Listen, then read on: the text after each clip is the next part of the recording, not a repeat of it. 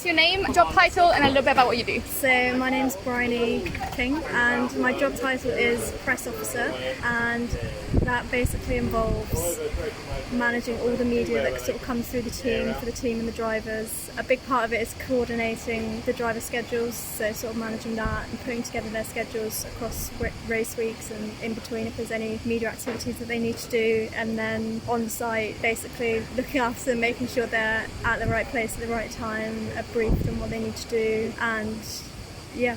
So does that mean you're also a little bit like dipping your toes into assistant mode? Well, yeah, I suppose press officer and driver liaison is kind of basically what it is, just making sure everything's kind of sorted and is easy for them when it comes to the media side of the race week. What's your favourite thing about your job?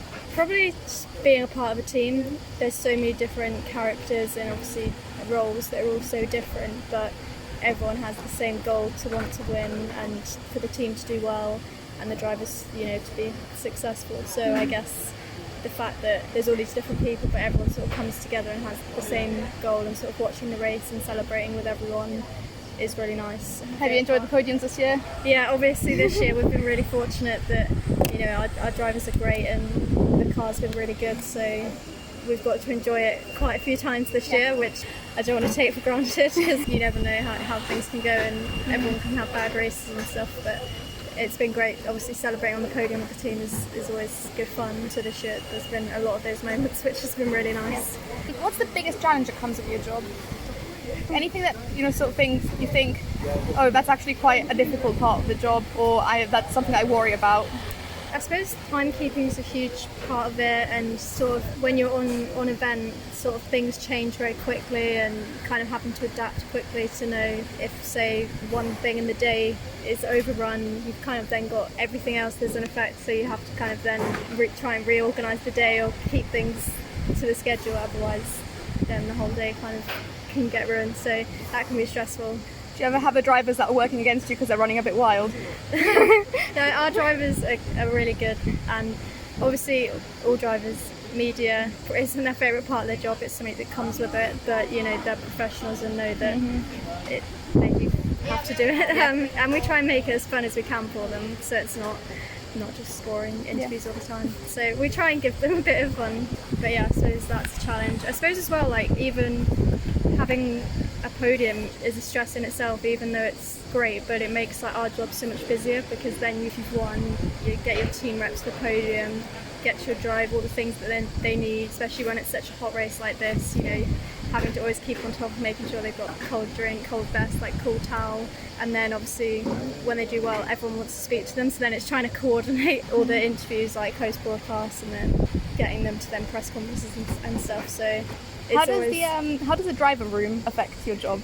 I mean, the driver's room can always be a bit tense watching on, because they're kind of obviously just all thrown in together and you have no control over what they are being shown or and how they react. Still a bit emotional from the race, yeah, like it's so soon. It's so soon after the race, so you're kind of just watching, worrying about, especially if there has been sort of like a big moment in the race that is going to get shown. But I mean, our drivers haven't done anything too controversial this year, so hopefully I don't have to deal with any fallouts from that. What's something you wish more people knew about your job? I suppose probably that it's not all glamour. A lot of people at home kind of perhaps just see you as you get to travel the world and stuff, but especially like days like today, you're just in the heat running around getting drivers from place to place, then they've got sessions and can be a bit of a slog, like when you're in countries where it's really hot, you're working in really tough conditions, which makes it hard to always stay like 100%, so you just have to try extra hard to concentrate and make sure you don't miss anything or miss a time. Set plenty of reminders on my phone, like that's definitely the key, putting a reminder in for everything on the schedule so it pops up, so you don't risk overrunning anything. Do you have a pearl of wisdom for somebody who's maybe like in school or maybe taking decisions about GCSEs or A-levels and wants to do your job? For me, for a bit of background, I used to race when I was younger, so I started racing in karts and then went into single-seaters and, kind of did take racing quite seriously. And then it got to the point where I was looking at universities and started uni and kind of had to pick one because I couldn't really do both and put 100% into both, and obviously racing is very expensive as well, so it's kind of, do you try and keep pursuing it or go down and get a career outside of driving. But I'd always known, even like when I was at school racing, I always knew that if I wasn't going to carry on driving, that I loved the sort of media side of it. When I did my GCSEs, did things like media, and then when I went to university, I studied multimedia sports journalism. That sounds really cool. That was really fun, and I was actually the only girl doing the sports version of the course. Wow. So it was kind of just been like a trait of most things in my life. When I was racing, obviously there weren't many girls around the paddock, and then I went to a college that was sort of designed around like racing drivers, so there was only a handful of girls there, and then at uni then I was the only girl. Yeah. So it's refreshing being in the paddock now, and there's still more men than women, but there's lots of girls now around the paddock in different roles. Formula E especially, because it's quite new, it's been able to just hire fresh people as opposed to having F1's got quite set in its ways of having a lot of men around.